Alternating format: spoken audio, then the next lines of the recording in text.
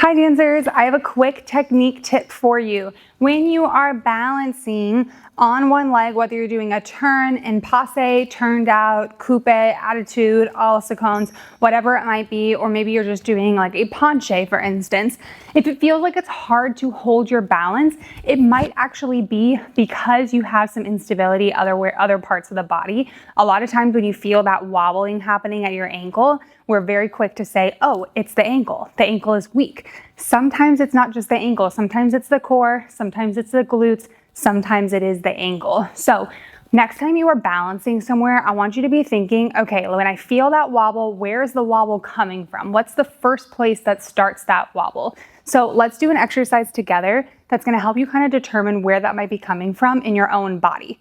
So I want you to come up to either a coupe, passe, whatever position you want to be in, and then bring your arms either to first position or just right on your hips. Once you feel like you're balanced here, I want you to try to close your eyes and tell me where you notice that wobble happening. Does it happen from your chest? Does it happen from your core? Are your hips sinking down? Is your ankle moving around? Is your knee bending? And just take note of what that might be, okay? Let's do the same thing on the other side. Bring one leg up, hold it there, find your balance. Once you feel like you have found your balance, and only once you have found your balance with your eyes open, then close your eyes, try to keep that balance. And then notice where the wobble happens. Does it happen from the ankle? Ooh! Sorry, I interrupted you. For me, it happened right at my hips that time because I was not engaging my standing leg. So hold it here. Good. Okay, relax. Obviously, this second side for me was way harder.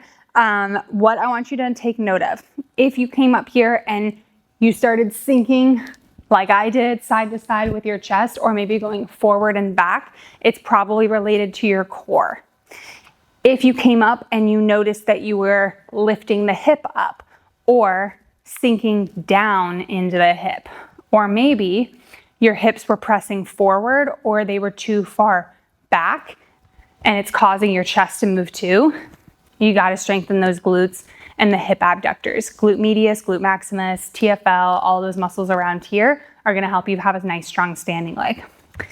If you are balancing on one leg and your ankle starts wobbling and maybe you roll your ankle out to the side or over pronate in with the foot, then that tells me you probably need to be strengthening more of the arches of the feet, which is going to include the intrinsic muscles, a lot of things like the big toe flexors and extensors,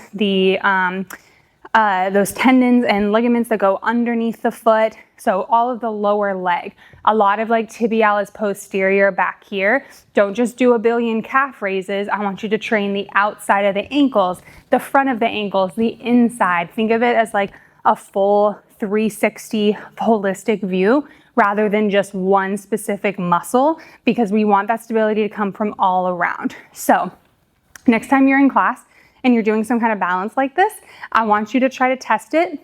Maybe you close your eyes, or maybe you even take a video of yourself and notice, okay, when do I start to fall out of my turn? If I fall out of my turn and I'm leaning back, instead of thinking, oh, okay, don't lean back, because that's not really helpful. I want you to think, okay, what muscles do I need to use to prevent my body from leaning back, okay? And that's where I'm gonna help you out a little bit more too. So this is part 2, taking it to the next level. If your chest is going forward, that tells me that your back is not engaged enough. If your chest is going back, it tells me your abdominals and your core stability, transverse abdominis muscle, is not engaged. If you're leaning to the side, it's going to be the outside oblique, side, other oblique here, okay? If it's your hip that's lifting up, then you need a little more strength for the outer hips. If your hips are pressing forward, you probably need more strength through the hip flexors. If your hips are pointing back, you need more strength for the glutes, okay? And then if it's the ankle, notice if you're rolling out to the side versus into the side. If you roll out to the side like you're sickling the foot here, then you're gonna need more strength through the outside of the ankle. If you're rolling in, you're gonna need more strength through the inside and through the arch, okay? So hopefully I covered a lot of things. If you are moving or falling a certain way and I didn't mention in the video, leave a comment and I will try to get back to you and help you out. But I hope that today's video just helps you kind of look through technique and your common mistakes a little bit closer through a scientific lens, so you can actually take it a step further than just, if you're leaning back, don't lean back. If you're leaning back, strengthen these muscles. And then that's gonna help you get there and be even more consistent when it comes to your balances. Let me know if you have any questions or any other common problems that are going on with your balance or your turns. I will be happy to answer them in the questions and in the comments below.